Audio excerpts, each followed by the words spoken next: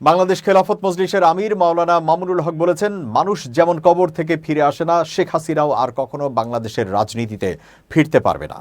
ময়মনসিংহের গৌরীপুরের মধ্যবাজারে বাংলাদেশ খেলাফত মজলিস আয়োজিত জনসভায় প্রধান অতিথির বক্তব্যে তিনি এই মন্তব্য করেন।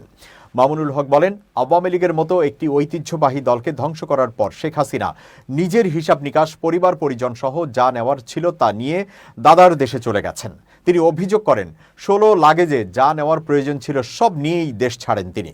আওয়ামী লীগ নেতাদের উদ্দেশ্যে তিনি বলেন, ওই নারীকে আর বাংলার মাটিতে ফিরে আসার স্বপ্নেও দেখা যাবে না। তিনি আরও বলেন, নতুন বাংলাদেশের আশায় জুলাই বিপ্লবে সহস্রাধিক মানুষ প্রাণ দিয়েছে, যারা রক্ত দিয়ে দেশকে ফ্যাসিবাদ মুক্ত করেছে, বিদেশি আধিপত্য থেকে মানুষকে মুক্ত করেছে, তাদের ভুলে যাওয়ার কোনো সুযোগ নেই।